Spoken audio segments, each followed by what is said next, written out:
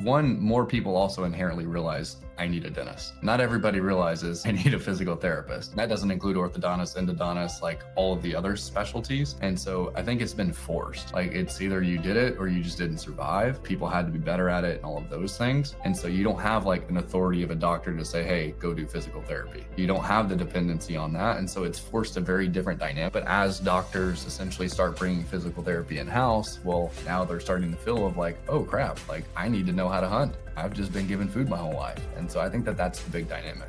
There was a few little patient experience things that just slight annoyance, not a big deal, but it was enough for me to not, to this day, to not write a Google review. Because I don't think there was enough. They were great, but it was very transactional. And that is the difference, I think, between physical therapy. Physical therapy is very relational. There's a lot more emotions and you're connecting with someone. They never really fully connected with me. I just got a notification on my phone that we're live. Good Thursday morning. It is PT Breakfast Club. I'm Joey McKay. That's Dave Kittle. That's not Tony Maritato. That's Joey Albritton. Joey, welcome to the third chair today. Sometimes we switch it up and try to keep this not necessarily host heavy, but value heavy as we talk about things with you. Joey, where are you from? I'm right out of the Dallas area. So I grew up here and then went away for about 2 years and then came back. So we're in the Dallas area.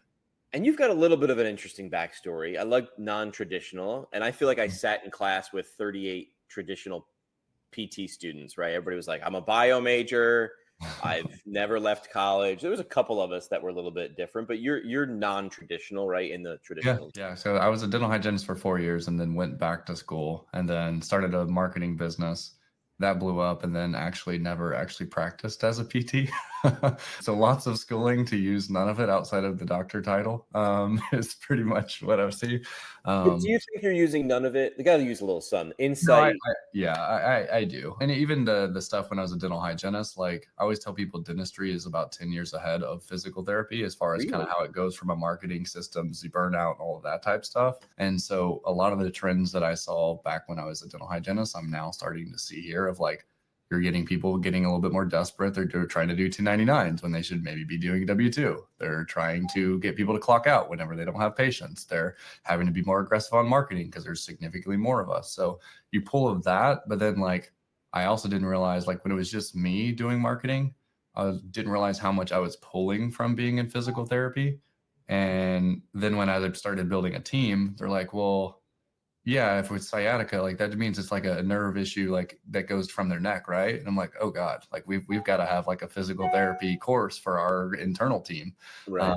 Which also makes me realize how much front office also don't inherently know what the heck they're having to talk about either, which is kind of crazy when you think about it. So I'm definitely using it. It's maybe hyperbolic when I say that I don't use it, but it applies pretty much everywhere. But it is nice to have a doctor title, I guess. Yeah. So you're saying PT's 10 years behind, right? Why do you think that is? You mentioned some of the things that we're 10 years behind on. But why do you think that is? What's the difference? Dentists have not predominantly been someone who had to or could grow a business off of another person actually feeding them. And so kind of like chiros, they've had to fend for themselves for so long that like they're way more aggressive. And I don't think that more people also inherently realize I need a dentist. Not everybody realizes I need a physical therapist. And so it naturally made it to where, like, as you've seen pretty much anywhere, it's like, I've got 100 dentists in like a 5-mile radius. And that doesn't include orthodontists, endodontists, like all of the other specialties. And so I think it's been forced. Like it's either you did it or you just didn't survive. Yeah. And so then like they just have a faster feedback loop on there. And then the thing that makes it crazier is because, of course, they're higher ticket. So then that means that marketers, of course, go after them significantly heavier, which means it's more cutthroat. People had to be better at it and all of those things. And so you don't have like an authority of a doctor to say, hey, go do physical therapy. You don't have the dependency on that. And so it's forced a very different dynamic. But as doctors essentially start bringing physical therapy in-house, well, now they're starting to feel of like, oh crap, like I need to know how to hunt. I've just been given food my whole life. And so I think that that's the big dynamic. Necessity is the mother of invention. When it was necessary, when no one was feeding you, as you had said, yeah, you had to go do it yourself. Yeah.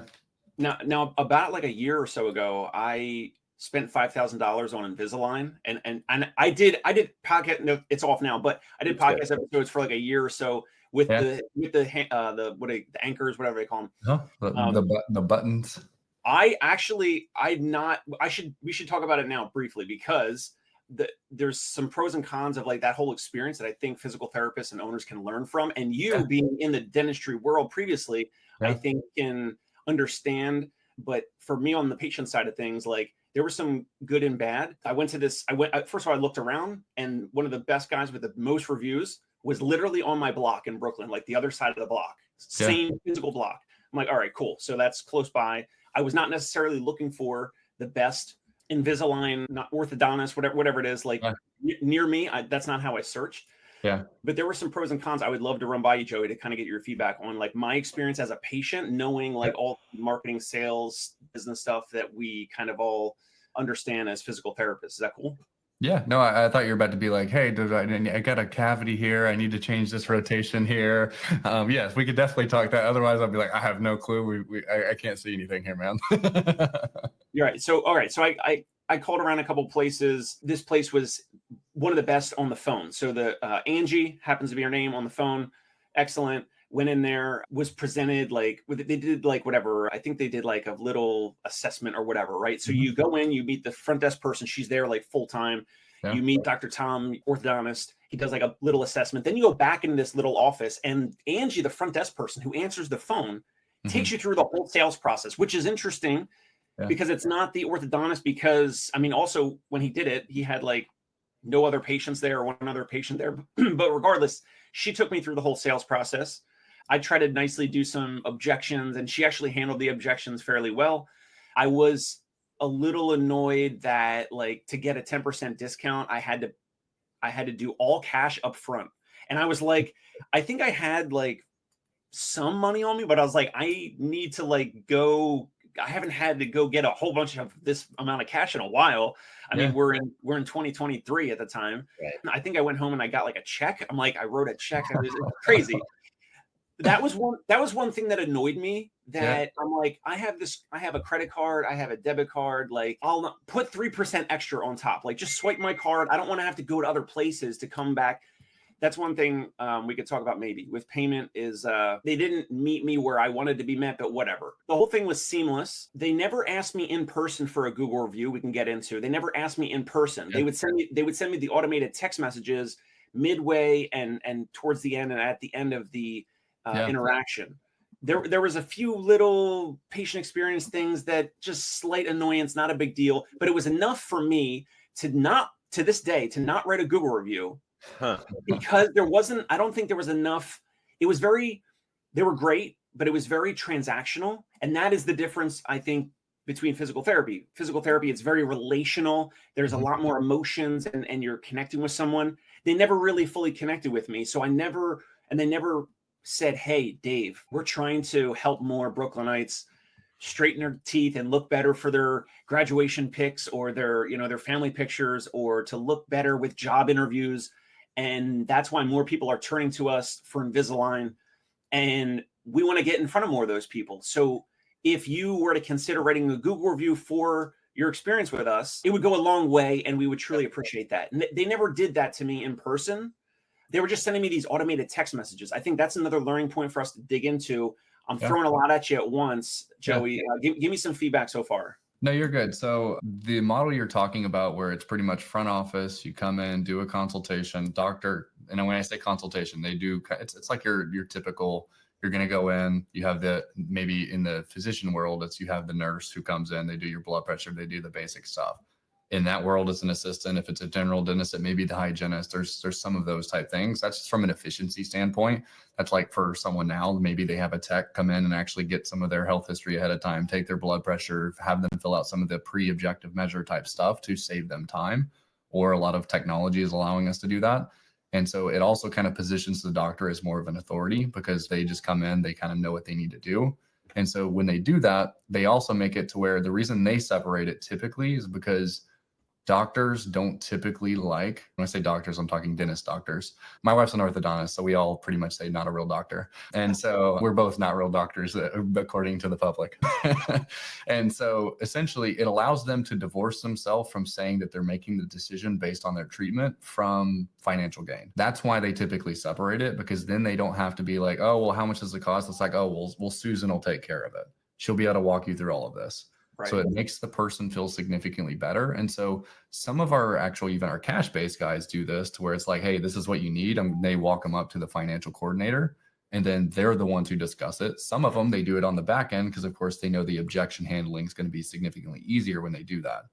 And so what we did when I was in a dental practice is I would do all of the, pretty much tell them exactly what they needed and already had it. The dentist came in and said, this is what you need. And then I would go get the financial coordinator. She would walk into the office, but I stayed into the room where the patient was. So that way she could do the full sales framework.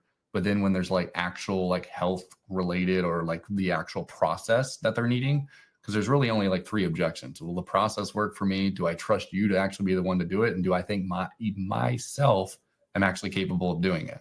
Because everybody kind of has the unique snowflake syndrome of like, well, it won't work for me, even though you have 500 testimonials.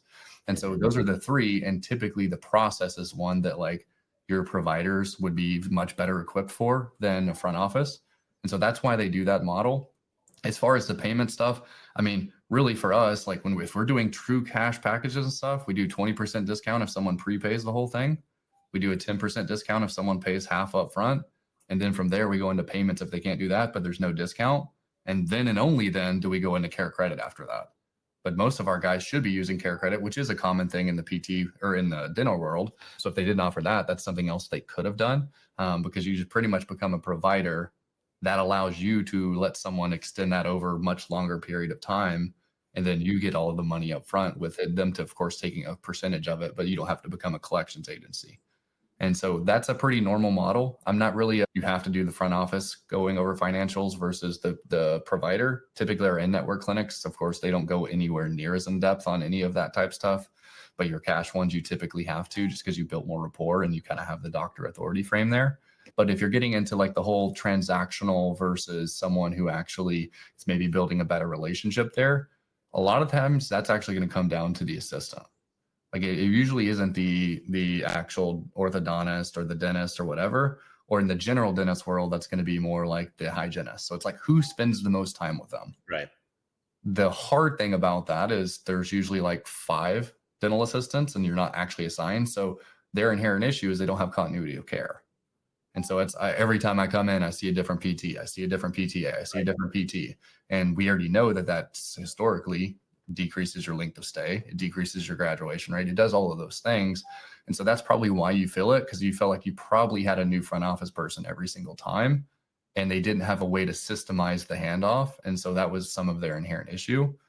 I think it's good that they do automations on the back end for Google reviews, but like that's kind of just the lazy way of doing it. Right. That's getting the like 10% that are like hyperactive, but it also gets the 10% that are like hyperactive negative reviews too, if you're not careful. So you have to be careful there, because like we've had that happen with us, because like our systems for Google reviews are really good on the back end. And I've had people that are like, oh, we just stopped actually asking our team to ask for reviews because y'all get all the reviews for us. It's like, what are we doing? Like that's like the main core of how you get the really good ones is actually asking. And so for you, like, I don't know if they did it, but they should be doing before and after photos. So as soon as they get you, like if your traditional braces, when they debond you or then they actually take off everything for there, it's like, hey, this is where you were. This is where you at, which is the equivalent to us doing a graduation day. Hey, this is where you were. You finally graduated your plan of care. It's a very easy opportunity. You should have already also asked when they had their first breakthrough as well, because then they're hyper like, hey, this is working. I actually have validated reasons to want to leave them a review. And you always should position it as, hey, we're helping more people realize what's happening. So for whatever reason, they did do the before and afters or during the, I mean, it was long. I think I had it on for like 18 months or 12. It was over 12 months. Okay. So it was a long time, sometimes hard to notice or understand the peak of happiness or the breakthroughs, because it takes so long for the teeth, obviously, you know this, to move and creep. But anyway, they did do the before and after pictures. I don't think I gave any consent. Like, I don't see them on their website or their social media, or I don't know. Like, I don't think they fully use those before and after pictures Yeah. to persuade me or whatever. But also, I already paid up front. So do they need to use the before and after pictures to like sell me on just a Google review? I don't know, but you're right. They could have, or they should have. Yeah, I mean, it's a very easy way to do it. It's just a reminder of where you were to where you are now. And so like it makes sense that you should, at a minimum, they should do that to also ask for a referral too. Like if they probably didn't ask you for a referral at all through that entire process. No. And So Jimmy, like, would this signify that a practice like this is either missing some of these like marketing opportunities, or maybe they're like, I went in there and I was always the first appointment. Like I'm one of these people. I don't want to wait, so I'm always the first appointment whenever the office opens. I don't give me any day when the office opens. Okay, and then so they weren't that busy, right? So they had the opportunity when it's one-on-one. It's literally I'm the only patient in there at 9 a.m. or whatever when they open. So Jimmy, were they missing these opportunities to build some of this rapport? That's what it felt like to me. What are you hearing so far? So it could be a couple things, right? They don't know that they should be doing these things. There's no one checking to see, like a great system could have been put in place, but then 6 months later, come on, man, we get a little lazy and then no one's knowing. There's also something I wanted to touch on, which is dental is a higher ticket item. Mm-hmm. This system can bleed more and still survive versus another that the margin is smaller. Like they could get by because they're like, listen, people are self-conscious about their teeth and we're in business, which means we got a chance. Now, if you're the owner, you want to make sure these systems are running as optimal as possible. So you should be doing these things. But yeah, I mean, how do you do what Jerry Durham, which talks about, which is go sit in your lobby, go sit in your front desk and watch how these things happen and take notes and then fix them. I think the interesting thing there, you said they don't feel the bleed as much. We actually see this. So we actually looked at an entire map of where all of our clients are located in the United States.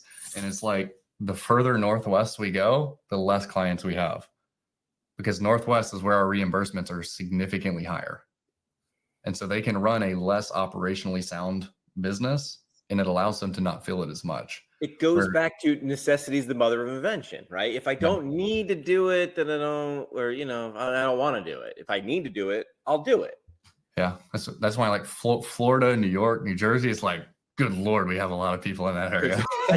Yeah. So competition and reimbursement. Number one, Dave said, where was my Invisalign provider? On my street. Yeah. And you could probably hit a pitching wedge and hit 3 others. So let's talk about this. Now, you're in an interesting position. You're in an interesting intersection because you understand dental and physical therapy, right?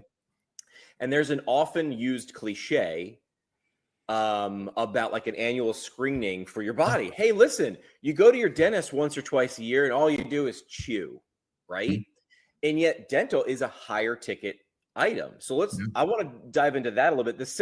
Not to mock either. I like similarities and differences in how you can use what you do, use what you learn and know from one and bring to the other.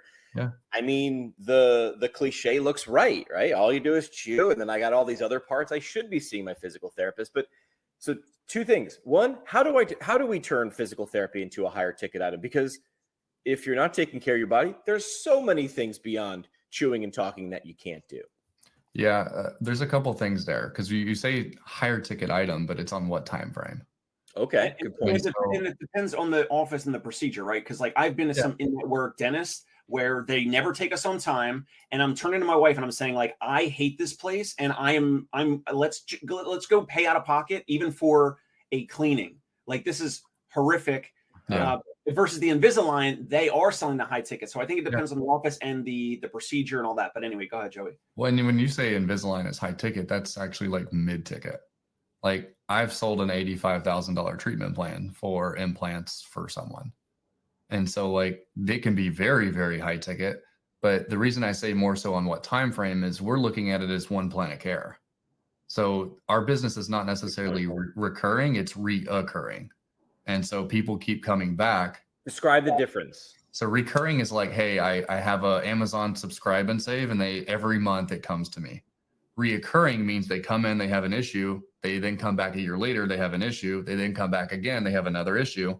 And so as you get longer and longer in the business, typically around year 2 to 3 is when you start really seeing like, oh, here comes all my people again, because they have new issues and they trust you.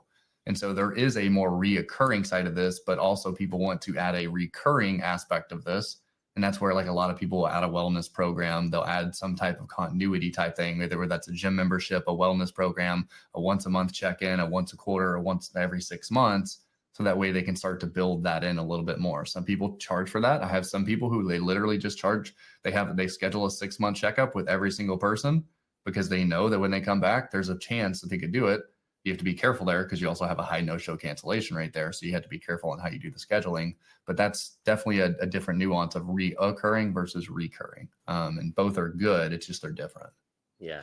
I mean, there's that, I mean, this was echoed to me in PT school, which is, hey, wouldn't it be great if we can get to the point where this is my PT, because people will use the phrase, that's my dentist, right? Mm-hmm.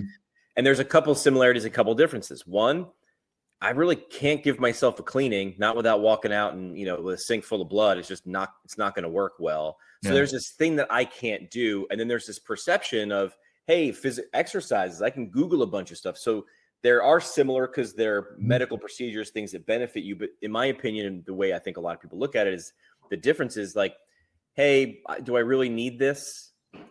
Versus when your mouth hurts, it's not a need anymore. It's not a want anymore. It's a need. I cannot survive. I cannot go through this. So it's framing that words. And Tony pointed out in the chat, words like need versus want. Because Dave, you said you needed Invisalign to survive, or because of the view, right? So Joey said that. I said I needed it. I mean, I definitely. Sorry, no, Joey had said that. Joey said that. Sorry. Yeah, and so it's some people do think they need Invisalign, and so I think in reality we have to have a better job at actually positioning ourselves, like you're saying, as a need. And I think the hard thing is people don't even know what physical therapy is. Like, that's the issue we're trying to solve. This is the world you live in. Yeah. How do you do that without selling? Because 10% of our profession is going to want to sell whatever. They're going to sell the next quick thing. But 90% of our population, I think, maybe more, hopefully more, is going to want to sell the proper thing. The problem is most people in our profession are such bleeding hearts. And I say this because I love you. I love you. But if you honestly believe that the thing that you know and can provide can help someone and you're not selling it, I'd say that's a disservice, right? Yeah. So how do you teach people, or how do we educate people better to sell the thing you honestly believe, to make it a need? I think a lot of it's stretching the gap of where they are and where they want to be, and then making them realize they don't have another alternative. So like the two biggest things that I see that everybody misses on a front office phone call is urgency, and then what happens if it continues to get worse. And so I need to make enough money to retire, but it's not enough for a lot of people to actually work harder and do the things they need to do to start making more money, and they're passive with it. But if a big life event comes up and all of a sudden they realize like life is short because someone just died and they need to make sure they take care of their family, all of a sudden becomes very much a need. Yeah. And so for physical therapy, we have to, honestly, a lot of it's not physical therapy. It's, hey, I have these issues. This is what is preventing me from doing. You have to essentially let them know that you understand where they are. And then from there, it becomes it's not necessarily I need physical therapy. I just need someone who understands my problems the way that you do. And whether that's for shockwave or laser or for physical therapy, it doesn't matter. It's all the exact same sales process. The reason that a lot of people feel easier time selling the new technology is because it makes them feel more confident in the product. I think so. They're selling the product and not the transformation. Don't sell the drill, sell the hole. And I think that's what I think other professions have a pretty they've been doing it longer, probably because need or necessity. Yeah.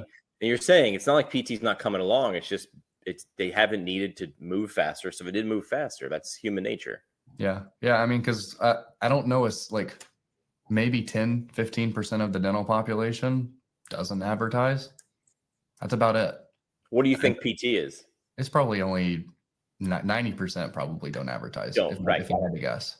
So you doing something puts you above 90% in this. Yeah, it does. Like, because and the hard thing is now we've got the big chains that they all advertise. Luckily, most of them aren't very good at it, but like you have an advantage over pretty much most of your people. But that's what we're seeing very commonly. It's like, hey, someone comes in, they're 5 clinics. They're like, hey, we've never had to advertise before. Because like you'll ask them, it's like, what's your budget? And I'm like, we don't have a budget. I'm like, oh, like unlimited? They're like, no, we don't have a budget. I'm like, Yeah, they don't know. awesome. So they're like, they don't even know where to start, which is scary because if your whole life you've never had a cost to acquire a client, now all of a sudden you're being forced to because it's not even just the big guys. It's like the small guys who are taking it cash based and taking 15 to 20 visits a week from you. Another small guy. And it just takes all of those to where like you don't have the easy low hanging fruit that maybe would have came in.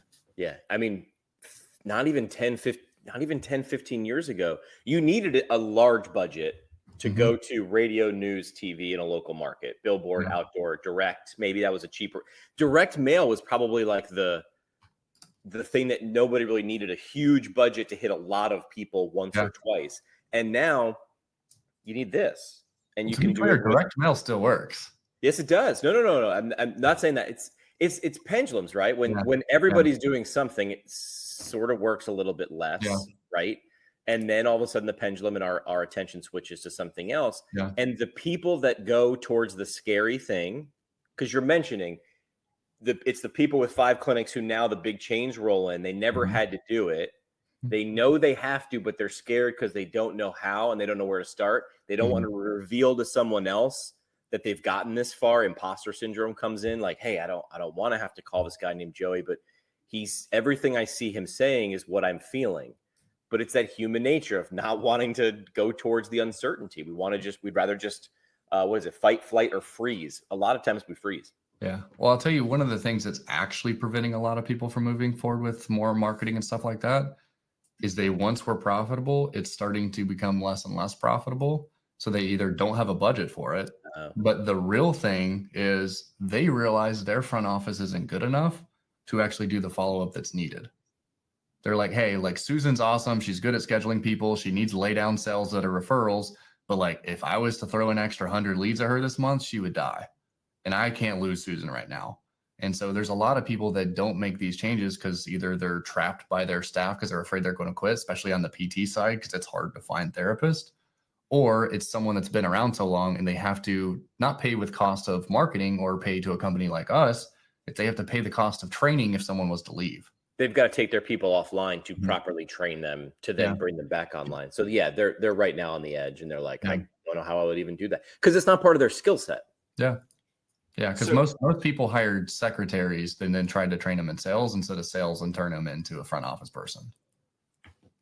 Yeah. So years ago, I had like an aha moment with my marketing. And I think that owners that are not marketing, so Joey's saying, there's 90% of physical therapy practice owners not paying for ads, not doing marketing, not having a budget allocated for marketing. I would assume either they have some risk issue or they have not had an aha moment. Here's my aha moment because I think it might help you. I have nothing to sell you, but I was running, Google ads and years ago, 5 years ago, 6 years ago. And then over time, my monthly budget, my daily budget, monthly budget spend on it increased over time. I don't remember the dollar amount, but let's just say at one point I was spending like $1,000 a month. We ramped it up significantly since then. But at the time I'm spending $1,000 a month, which probably sounds like a lot, tracking the prospective patients, the leads. And obviously there's some folks that they're looking for an outpatient office and we do home visits. So that they call the wrong number or whatever. And there's good leads, there's bad leads, and there's some prospective patient leads in the middle that are, kind of warm and they need some of the follow-up that Joey's talking about. My aha moment was tracking these leads on a monthly basis and seeing even one patient stick with us for, let's say, now you fast forward the next, let's say 8 months into the future. And they've spent $8,000 with us or something. And I go back and I go, okay, we spent $1,000 in January of last year. We got a X amount of new patient evals. And this number of folks ended up, we're talking about lifetime value. Here's how much they spent over the last year and a half or 2 years or whatever.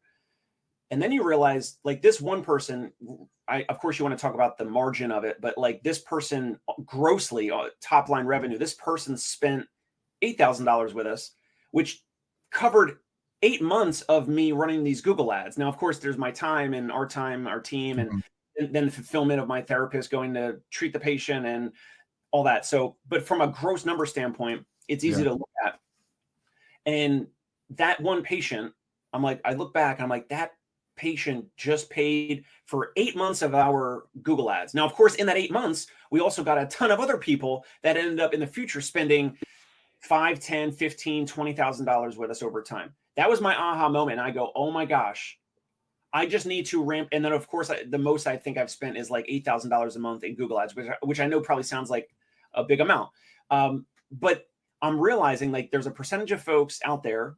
I know New York City is maybe a little bit different, maybe similar to other metros, that if I spend a good amount of money and cast a big net, there's going to be more of these people that stay with us, assuming that our product and our service is good, which I believe it is, and it can always be better.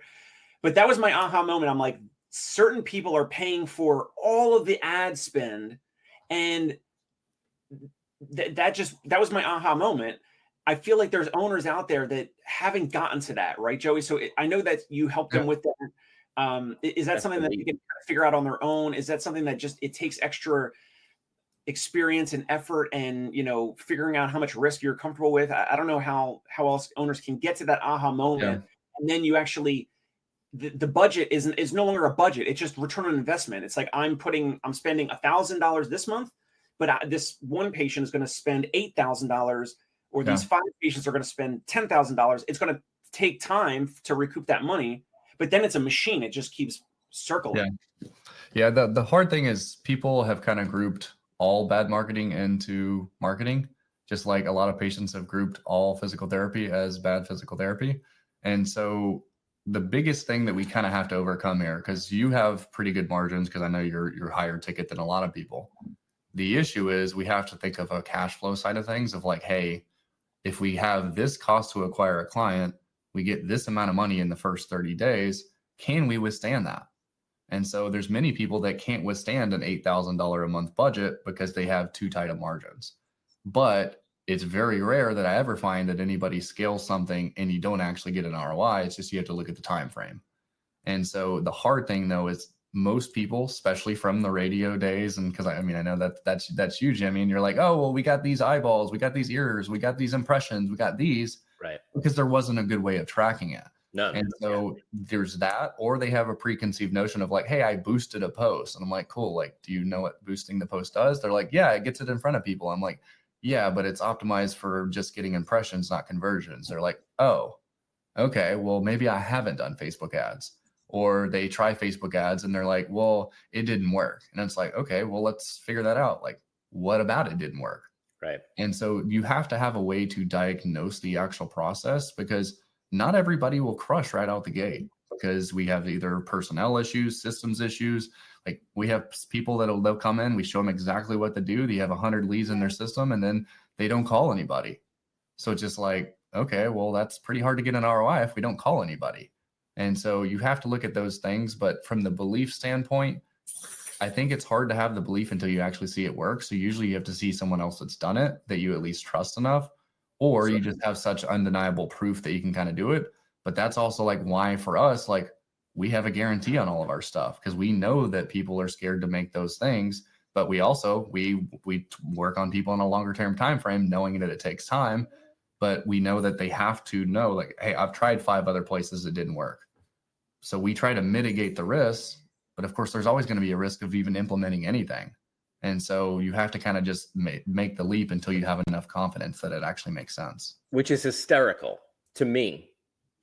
Hearing Joey say, I've got to tell practice owners that you need to do some stuff. You got to trust me, do some stuff, and then the results come, because that is physical therapy.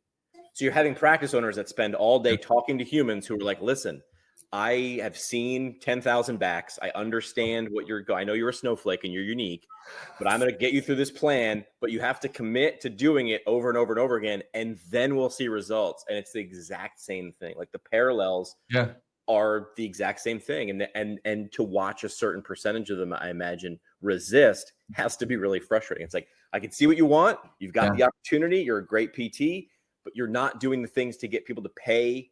This is where I love these two phrases. I've said this 1,000 times: pay attention and spend time, because they're transactional phrases. You need to pay attention, spend time. It's pay and spend. It's attention and time.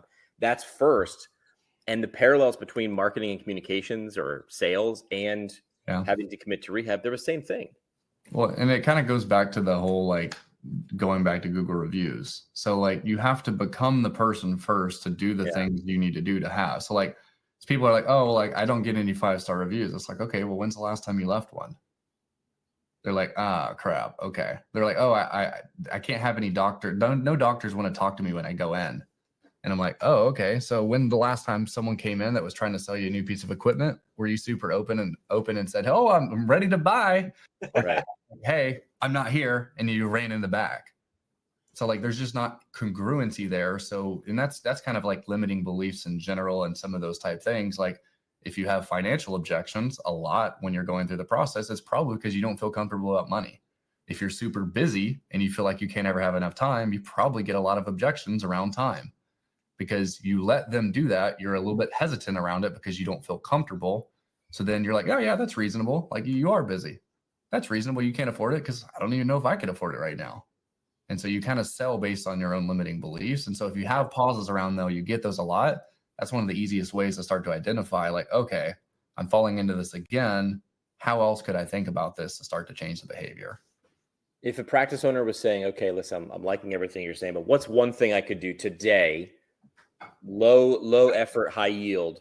They're doing nothing. They're part of that 90%. What would you have them start to do? Are we talking about getting more new patients, or what problem are we trying to solve? Yeah, let's do more new patients, because I think that's the one everybody is always going to have. Yeah. I mean, if you have an existing list, past patient marketing is the easiest and the cheapest. So like, if you're small, literally pick up your phone and just call people to see how they're doing. If they're doing good, ask them for a referral or review. If they're doing bad, get them back in. If you're bigger, you can systemize this more with text, email. You can even do voicemail drops, so it like bypasses your ringer, so then it leaves a voicemail, so it seems more personal. Those would be very, very low hanging fruit. If you wanted to be more personalized, you can do handwritten letters to all of your people. Like, that's the easiest, lowest friction. Your front office, like, if they can't close an existing patient, like, we have issues. But if we're wanting to have maybe a little bit more expedited process of like, hey, like, I know we're going to do that, but we also want to kind of like throw some gas on it. Facebook and Instagram ads make the most sense from like, I can turn them on today, where like SEO, it takes some time. Right. Google ads, it still does take some time. Even if we do postcards, like, they don't just deliver there tomorrow. Right. And so that's kind of how you look at it. But we also look at Facebook and Instagram ads as like, okay, well, it's still what I would consider quick win marketing. It's like you run back pain, and then eventually all the people that are ready to do it, they stop opting in. Now you have to do shoulder. Now you have to do this. But they allow you to afford the budget to start working on. Now we have all these back end past patient systems. Now we have SEO firing. Now we have more physician referrals. We have all those things to where eventually you don't have to depend on those. They're just more for like, hey, I have a new location, I have a new hire, I have seasonality slowness because deductibles just reset, something like that. But Facebook and Instagram is like the fastest across the board. There's going to be some people say, oh, that doesn't work in my area. I mean, Dave's probably one of those that would say that because he's in New York, and a lot of people in New York always tell me Facebook ads don't work, despite the fact that we have so many people in New York. Then someone will say, oh, I'm in a rural area. People won't resonate with that. Like, there's always some type of limiting belief, and they put like a clause on why they can't be successful. And we have to start to realize, like, what's the story we're telling ourselves that's preventing us from actually getting what we want? Because it's not helpful. It's like, okay, well, we are in New York. And it's like, well, what are we going to do about it? And so you have to kind of look at those things. But those are kind of like the easy, lower hanging fruit. But also just asking, like, teaching your team how to ask for a referral. Right. Well, that was just mentioned, in the comments. As a therapist, I feel that we don't want to ask for reviews because we want to keep a good relationship with our patients. That doesn't make any sense. It doesn't make I have a counter to that too. But Joey, when you look at Dave's already shaking his head. Joey, like, hey, if this is something said to you in a meeting, what do you say? How do you respond? Yeah. So one, I would always ask for clarification, because you need to understand the actual belief that's already here. So I would be asking, it's like, what about that would make you think that it would ruin your relationship with the patient? It would ruin the relationship if you weren't providing a good enough experience. Yeah. And so that's the inherent issue is most people don't want to ask that because they're afraid, what if someone says it's not good enough? Because they will then have to sit in there and realize they're maybe not as good as they need to be. They maybe need to know how to communicate value better. They maybe aren't getting patients fast enough. Like, I don't think people realize how common it is for therapists that I talk to not feel actually confident, even though they've been doing it for 15 to 50 years. Like it's a long range. It's not like, oh, new grads are not confident. Like very much people realize that like at any point, 10 to 15% of people, we're kind of winging it, thinking we know how to fix them. And we're just hoping it all plays out. And so that's very hard for someone to want to ask. But if anything, in sales and in reviews and all this, if you listen to like the Jordan Belforts of the world, like he closes someone and it immediately asks them for a referral because it consolidates their decision and actually doing it. And so that allows them to consolidate. Because think about it. When someone starts actually doing CrossFit, someone starts becoming like a vegan, the very first thing they want to do is get you to also do CrossFit and be a vegan because they're trying to consolidate that they made the right decision. Right. And so a review allows you to do that. Again, also realistically, if I leave a 5-star review, I would assume you'd probably treat me better. So if anything, it should only strengthen the relationship. But it's usually the fear of asking that's actually causing that actual objection, or they don't know how. Most of the time they haven't been trained, so it makes them nervous. So like, I would, sorry to cut you off. I would remove the nervousness. Yeah. As therapists, I feel we don't want to ask for reviews. Go and keep a good relationship. Hey, how was your experience? Crappy. I'm not mentioning review. Great, you're out. How was your experience? It was okay. What could have made it better? Right? Yeah. That's a good one. Or how was your experience? Great. Would you feel comfortable leaving a review so more people like you could get the same help? Yeah. There's your decision tree. There's your question tree. Well, and something interesting, because there's of course the NPS rater score of like, hey, how likely would you be to refer to someone? But like, if you start asking about how they feel about the experience, how everything is, like a lot of times people will go the actual opposite. So like, let's say it's 1 to 10 on like how they feel it's been and their recovery has been. Well, they tell you an 8. Most people are like, they try to tell you like, oh, like what would make it a 10? And really all they're saying is all the negative things. Really, you should actually go the opposite and say, well, I guess, why didn't you rate it a 4? What did you like about it? So then they sell themselves on why it was good. And you're like, oh, so if we were to also improve this and this, it sounds like this would be a 10. And now you have a way to actually improve it. So that way you're not saying like, what are all the things you hated about us? Like that's pretty much what you do when you try to get them to a 10. Right. Because that people can't, it's harder for them to verbalize that. Yeah. And it doesn't help, right? So like, hey, okay, I like that. I like that reverse. Well, and that's what we do with physical therapy too. So it's like they've been to physical therapy before. We don't ask like, what did you not like about it first? It's what did you like about it? Because then you find out what's important to them. Oh, I really liked it because I always had the same therapist. I really liked it because of this. So, I mean, I guess if we could improve something, what do you wish maybe they had done? Right. But you opened it with an easier one to say, what did you like? And I think that the timeline of asking for a review, I think it should be centered around a perceived peak of happiness. And sometimes that's on the first or second visit. And I know my buddy down in Florida, Ron Miller, he and his practice at Pursuit, like they will only ask. Now he's got like, I forget his number, multiple hundreds of reviews. He's got the most reviews of any practice in Orlando, Florida, and probably the surrounding area. So he's got a lot of Google reviews in general, but they only ask for the Google review at the end of the plan of care when they're discharging a patient, which it works for them. But what I've seen to get the most Google reviews, and if anyone's watching or listening, to get more Google reviews sooner, if there's some breakthrough, like, oh my gosh, my knee has been stiff for, months, and, you just worked on it for like 10 minutes. What did you do? And then you had me do this drill or whatever. And now it feels looser. I have more range of motion. This is amazing. And then Joey, the therapist, should be like, oh, that's amazing. Like, that's awesome. Like, and then you can kind of nicely, professionally segue it and say like, hey, like we help folks get, results like this all the time. And we would love for you to kind of share that in a Google review and mention this range of motion that we just got in your knee. And now you can walk better. And it only took 1 or 2 visits as opposed to waiting to the end of the plan of care. Because the end of the plan of care could be 10 visits, 15, it could be 8 visits, it could be 20 visits.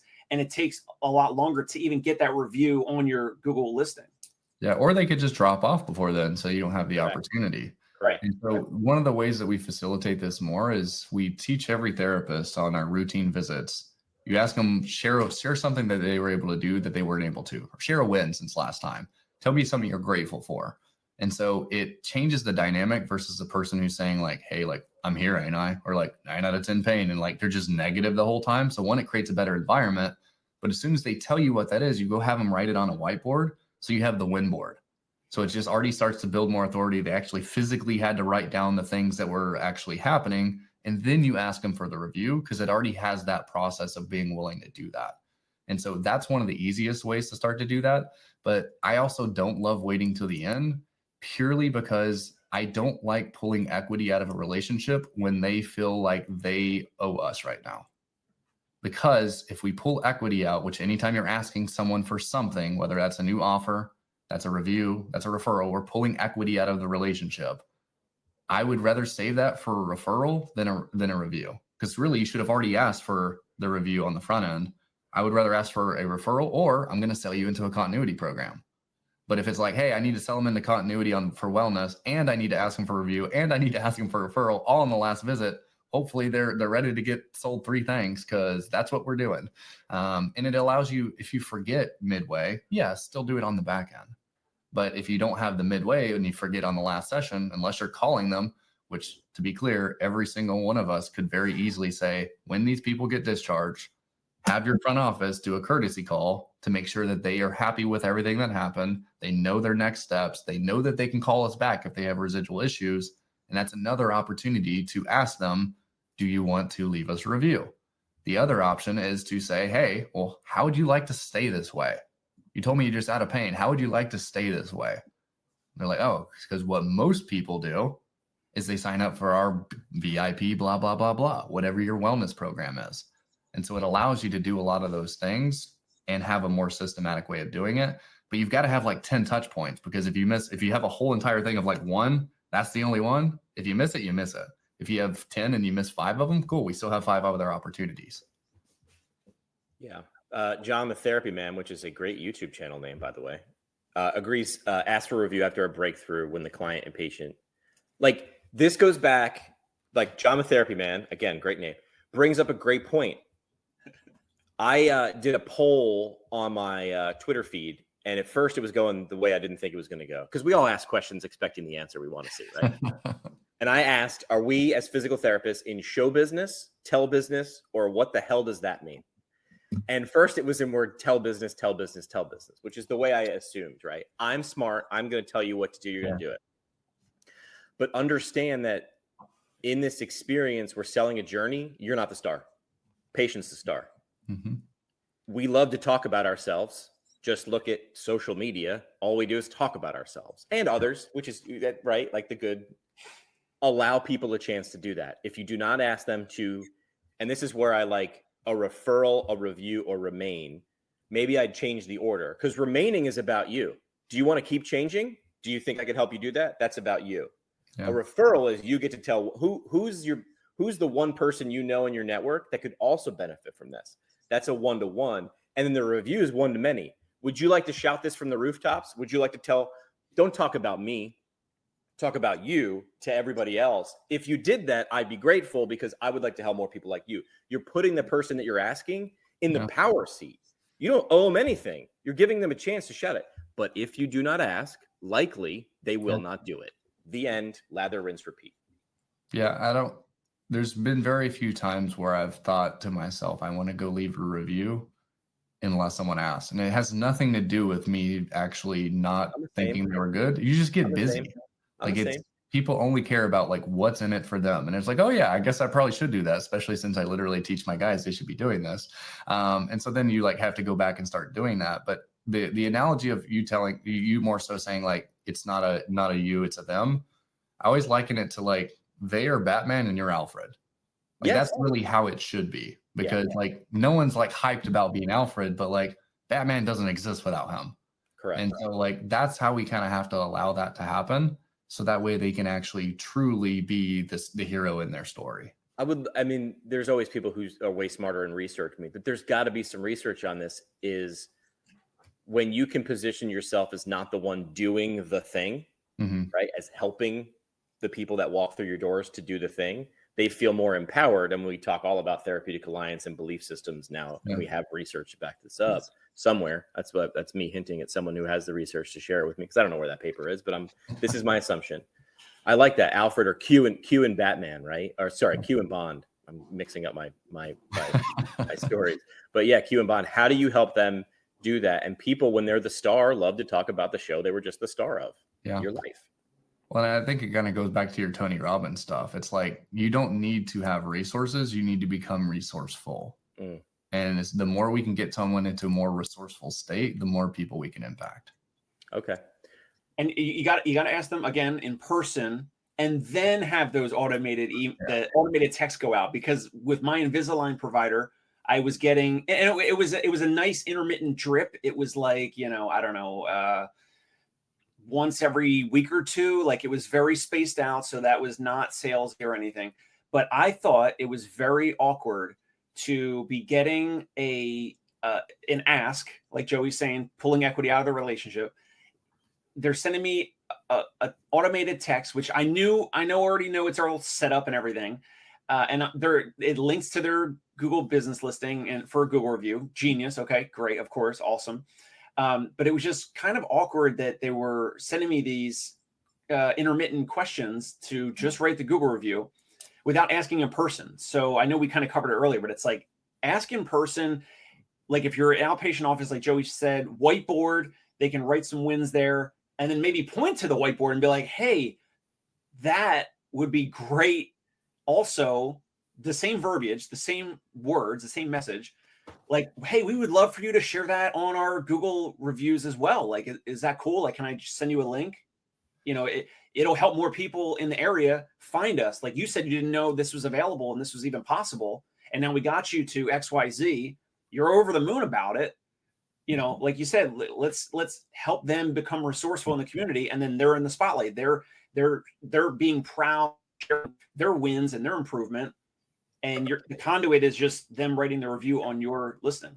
Yeah. And when you want to lower friction too, like if you have a whiteboard there, have a QR code. All your therapists should have business cards with QR codes. You should have a poster, ideally in the bathroom. It sounds weird. You'll have it in the bathrooms when they're doing their business, they can scan it.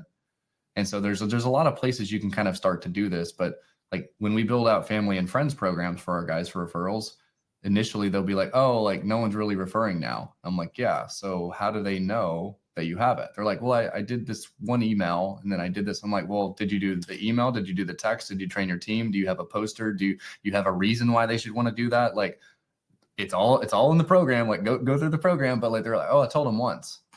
And it's like, well, yeah, it's almost egotistical to think that we tell someone once and everybody actually saw it. Yep. And we'll take action. Yeah. This was fun. Yeah, this was awesome. I like this. I like it. I mean, this is the story of my life, right? I like talking to people who are smart and passionate about stuff that I'm smart and passionate about, or stuff that I want to be smarter about. Last thing we do on the show, Joey, is the parting shot. Just one thing you'd want to leave with the audience. This is my way of letting you create a really great, catchy social media clip at the end of the show when you're all hyped and feeling juiced that I can then share to promote the episode. I do the things, people. I do the things we tell you to do. So parting shot, what do you got? Yeah, I think the big thing that everybody kind of has to realize is the reason that we're not doing whatever we know we need to do is some type of limiting belief. Yeah. And so the reason I say that, though, is because if we aren't actually doing it, but we have all these list of should do's, there's something that's preventing. It's not the new tactic. It's not the new strategy. There's some reason that you and or your staff is thinking about why they're not doing it. And so honestly, you probably go look at your notes section on your phone. You probably have 5 to 6 things that are what I would call your should do's, and figure out why you're not doing them. Yeah. And sometimes that's because you're afraid of success. That's a lot of work. I have to give up this. I have to do that. Yeah. I was going to yes and you. It's emotional. Yeah. The answer to why you're not taking action is emotional. It's in you. It's normal. It's okay. It's just, it's not okay to keep complaining about it, not doing it. Yeah. Dave, what do you got? Parting shot. Parting shot, always be marketing. We talked about Joey, 90% approximately practice owners not allocating money to market. I know there's some things to possibly look at before that, like do you even have the budget and the margins, and like Joey said, the front desk staff, are they trained? Are they ready for more prospective patients calling in? And they need to delegate some of the other tasks so that, answering the phone is pretty darn important. I would say that, and having them show up, those are like the two biggest tasks. Not having them, finish someone's account in WebPT or something like that. They can do that later. But yeah, always be marketing. There's a lot of things out there. We've put out a lot of free content around it.